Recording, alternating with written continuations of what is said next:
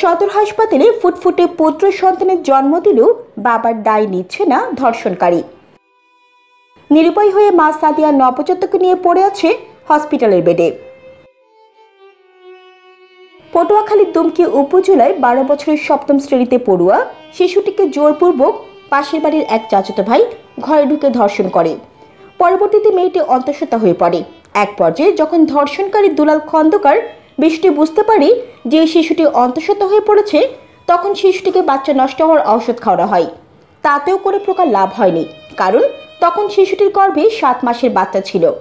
এই বিষয়ে এক পর্যায়ে বিভিন্ন গণমাধ্যমে বিষয়টি নিয়ে জানাজানি হলে ধর্ষক দুলাল খন্দকারকে তাৎক্ষণিক র্যাব 8-এর সদস্যরা ধর্ষককে আটক করে থানায় হস্তান্তর করেন। 12 বছরের 7ম শ্রেণীতে পড়ুয়া শিশু সাদিয়া আক্তার 15 মে পটুয়াখালী সদর হাসপাতালে একটি ফুটফুটে পুত্র সন্তানের জন্ম দেয়। গত মার্চ মাসের 18 তারিখ শিশু সাদিয়া থানায় মামলা করতে আসলে বিষয়টি গণমাধ্যমে জানাজানি হয়। 12 বছরের শিশু সাদিয়া বলেন, আমাকে ও বাচ্চাকে এখনো পর্যন্ত ধর্ষক দুলাল খন্দকারের পরিবার থেকে কেউ দেখতে আসেনি, তার কোনো খোঁজ খবরও রাখেনি। 7ম শ্রেণীতে পড়ুয়া সাদিয়ার দাবি, তাকে স্ত্রীর মর্যাদা ও সন্তানের দায়িত্ব দুলাল খন্দকারের পরিবারের নাই। দুলাল খন্দকার আমার জোরপূর্বে দর্শন করছে, তারপর বাচ্চা কনসেপ্ট করছে, তারপর এখন ডেলিভারি হয়েছে। ডেলিভারি হওয়ার পর আমি এখন বর্তমানে সরকারি হাসপাতাল আছি পটুয়াখালী। এখন আমি চাই যে তাদের বাচ্চার দায়ভার তারা সব নিয়ে যাও, আর আমার দায়ভারও নেই।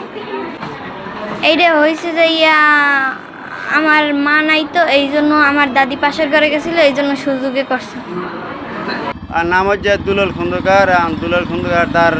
দুলাল খন্দকার এবং দুলাল খন্দকার বোনে তারা মনে করেন হেরা নিজেরা মানিয়ে নিতে চায় না। আর না মানিয়ে নিতে চাওয়ার পর হেরা তো মনে করেন যে আর হাত পা ধরে ধরে হেরা কইছে যে দুলালের বোনে কইছে যে আমরা নেম্বার ধরিয়া হাইকোর্ট দিয়ে আমরা দাবিন করে আনবো। আমি বলছি যে তুই হাইকোর্ট যদি দাবিন করে আনতে পারো, আরে তুই দাবিন করে আনি কি দিয়া দাবিন করে আনলে হাতে মাইয়ে কিছু পাইবি না, কিন্তু মাইতে কিছু না পায় না পাব। মেয়ের সাথে তো মনে করেন যে ওই মেয়ে তো ওই ডান্সন করছে বা ই করছে, হার ফার তো ওই হারা তো দায় দায়িত্ব নেশা না। আমি কিছু যে আমার তোরা তুই দায় দিতে তুই না নাও, তাহলে হালে মেয়েটার কী দিস হইবে এবং প্যাটের বাচ্চাটা কী দেশ হইবে। ঠিক আছে, হেরা কইতে আছে বলে হেরা 2 লাখ টাকা দিতে। আমি 2 লাখ টাকা দিয়ে আমার কী হবে?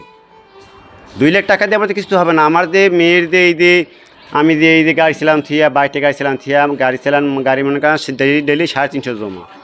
এই আমি বাইকটা গাড়ি নিয়ে আমি চলে আইছি আজকে বাজে বেলা 3টের কাছাকাছি। ঠিক আছে, এই মেয়ে আসার পর মেয়ে এই নিয়ে আইনা ভর্তি করার পর এই মেয়ে মনে করেন যে বইথার পর মেয়ে আল্লাহর মাথায় ডেলিভারি হয়েছে। ডেলিভারি হওয়ার পর এখন ওই বাচ্চার কে হল কেলার দেবে, কে জামা কাপড় দেবে, কে এই বাচ্চারা দেখবে, কে রে বাচ্চারার দায় দায়িত্ব নেবে, কিন্তু এটা আমি বলতে পারি না। আর বলতে পারে দুলাল বা দুলালের বোন। এই